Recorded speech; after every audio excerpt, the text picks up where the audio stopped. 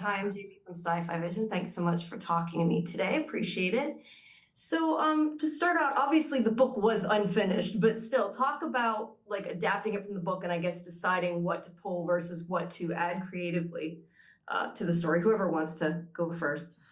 Well, Beth had the book from the start. She'd been carrying it around in her handbag for ages, and she and I met, and she asked me if I'd read it, and we talked about and I hadn't, truthfully, at that stage, but then I went away and read it, and it felt like such an opportunity in terms of making it interesting to a contemporary audience, because the world that Edith Wharton has created at the start of that book, and you're right, she died sadly while she was writing it, so not only is it not finished, but even the first sort of 2/3 of it that is finished is sort of an early draft of it, so it's not complete. But what you do hear in the writing of it is the voice that she's created and the tone and the group of girls at the heart of it who have come over into this sort of strange world that they know nothing about really, and they're excited to be there, but they don't know what it's going to be like, and they don't, they have expectations of it being a holiday and an adventure, and in some cases, and on some storylines it is, and in other storylines it very much isn't.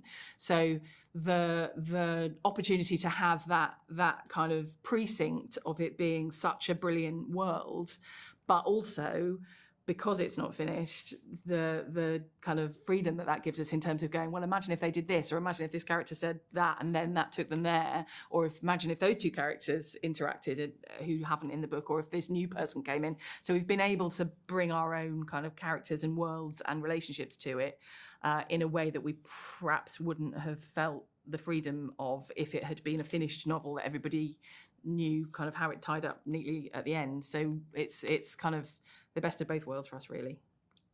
Makes sense. Anything to add, either of you, before I move on? I think the wit is something that Katherine really responded to when she first read the book.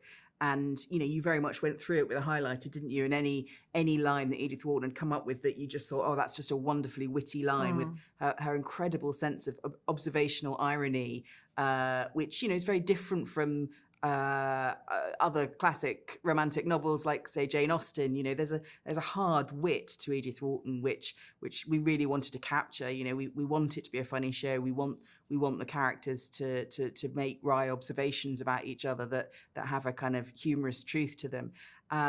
Obviously, the premise is the same, of the young girls coming over from America to England and looking for husbands and to find adventure and love.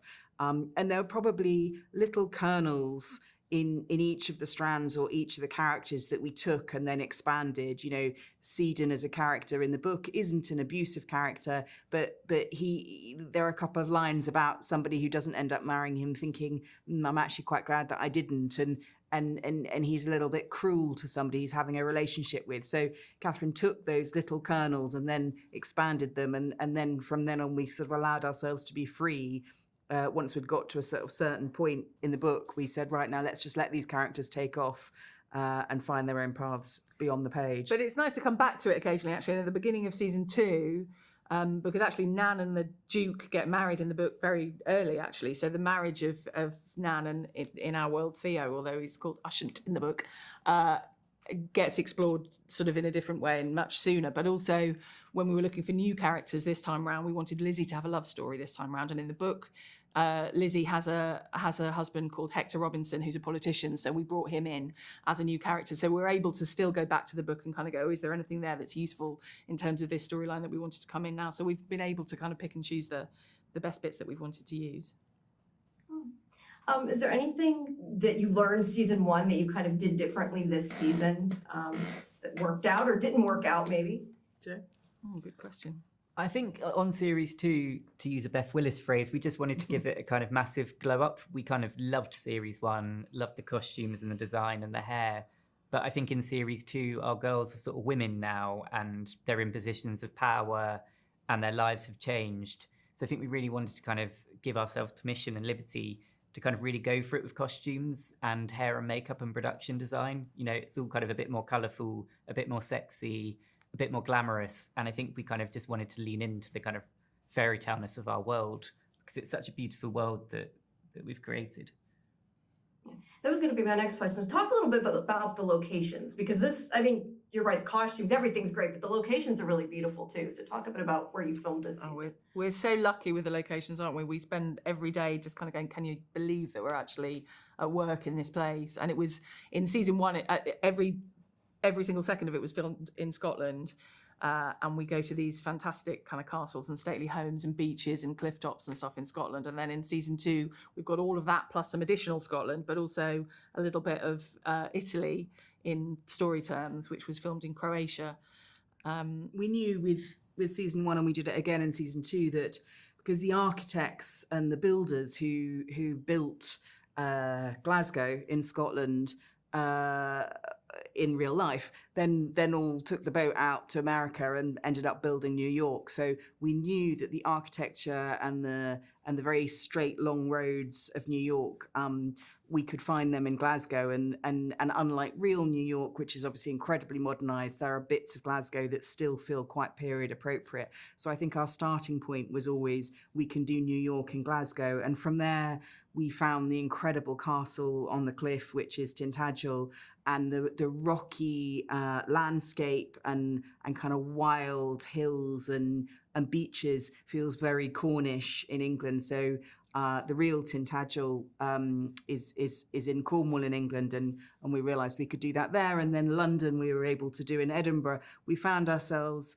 feeling that the landscape was a character in of itself, and quite a few period dramas are quite studio based.